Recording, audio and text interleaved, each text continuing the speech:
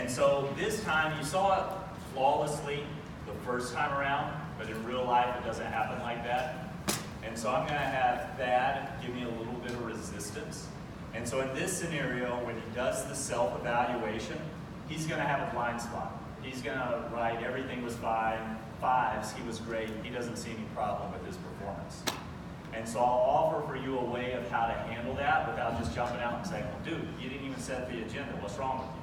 Because that's not going to be a very effective way to handle it. We'll also identify if there's a training or a knowledge issue during this coaching session, that will come to surface, and how to handle that. So you'll see those two things on this one.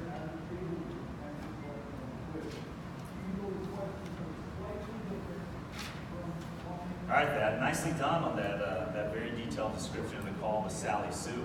So I've got it fresh in your head, since we're focusing right on the greet step. Why don't you take this curbside feedback form here, just for the greet step, evaluate how you did in each of those areas. Let me know once you've had a chance to do that.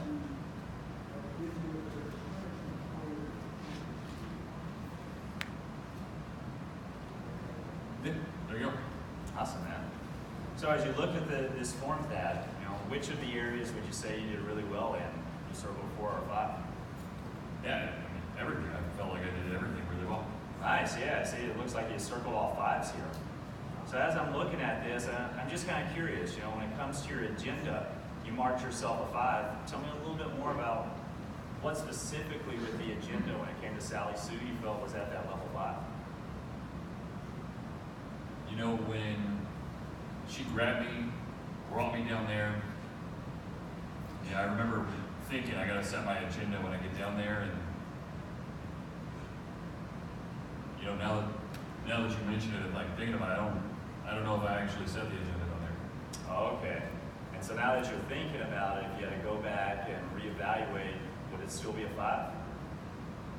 Well, yeah, not likely. What would you mark it as now? Since I didn't do it, can I do anything higher than a 1? I don't know. What do you think, Thad? We'll go with a 1 since it wasn't even set. Okay. And so let's imagine that we can rewind the clock and we can go back out there to Sally Sue's house, and you can set that agenda. What would that look like? As a matter of fact, let's just skill practice this for a minute. I'll be Sally Sue, and if I remember you right, you said she kind of grabbed you and wanted you to take you right to the basement. Yep. So I'll do that, and you go ahead and set the agenda the way you would now that you realize that you kind of overlooked that area. Okay. Sound good? Yeah, that sounds good. All right. Hey, how you doing?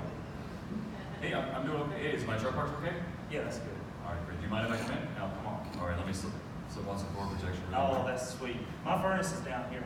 All right, cool. Let's go check it out. All right, great. There it is. All right. Well, do you mind? Okay, great. Do you mind if I tell you a little bit about what to expect today? I guess. All right. So first, I'm just going to take a look at this, and this and maybe your outside unit. We'll do a few things, and I'll put together some options, and I'll give those to you whenever I'm done. Does that sound all right? Okay. All right. Okay, Dad. Notice he didn't even have to fake an accent there. All right, Thad. So, yeah. So, Thad, as you reflect on setting the agenda just then, if you had to compare that maybe to that video we watched a few weeks ago around the greet step and setting the agenda, how do you feel that compares to what we saw in that video? Yeah, that was pretty flawless. I feel like I did flawless. Yeah, I did everything. Yeah? And so when we think about the agenda, what are the 6 steps that's part of that agenda?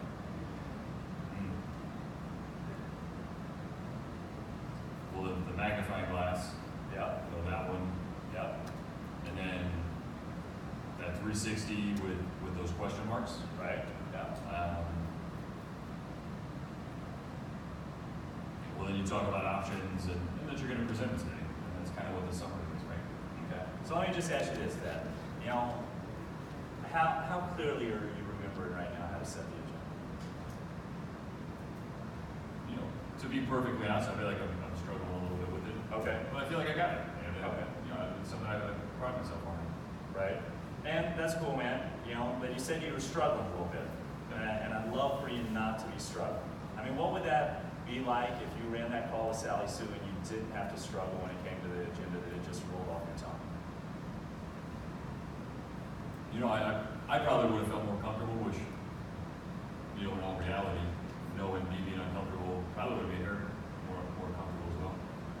So what can we do, or what can I do to help you get more comfortable when it comes to setting the agenda, so you're not struggling? Is that something we can do, maybe like training or anything like that? Yeah, absolutely. What kind of training would be most helpful for you? You know, I really like some of those wake-up calls. Okay. The one that with Gresham up there and the wake-up calls are awesome. I really like watching He's those. awesome, isn't Yeah, he? he's really Pretty good. handsome too. Yeah, yeah. Awesome. All right, well, let me see. I'll see if I can find those videos that Gresham did on the wake-up calls about the read stuff, and then maybe we could go over them this afternoon. I got a few hours this afternoon. Have you come back to the shop. We'll look at them. Maybe even skill practice a little bit more. Okay. That'd be helpful. Yeah, I think so.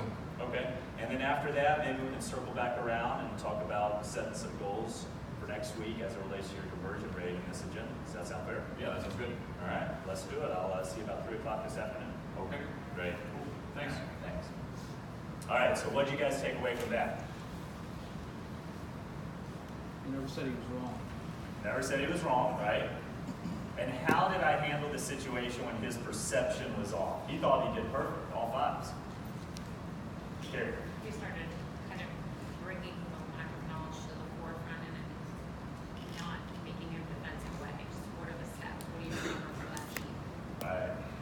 And I think that technique was really driven home to me when I was working with one of my coaches, and I had a Mac computer like this, and any of you that have a Mac, it's got this weird little square thing here that your cord's attached to, right? And so when I was packing up my Mac one day at the end of the coaching session, I'm just wrapping all the cord around this square and just making this huge crazy ball. And the guy that was coaching me at the time, he looked at me and he says, "Oh, that's kind of interesting. Will you show me how you wrap up your cord?" And I was like, "Oh yeah, maybe Phil did." I was like, "I just do this. I thought I had a fancy thing." He says, "That's kind of interesting." He said, "You know what? I used to wrap mine up in a similar way, but then my daughter came along and she showed me this, that there's these little wings that pop out that you can wrap the cord around." And I felt like an idiot at the time. But I was like, "Oh, that's definitely a whole lot better." But afterwards I thought about it. You know, he honored me by saying, "Would you show me how you do it your way?" Right? And then he said, "Would you mind if I share something that my daughter showed me?"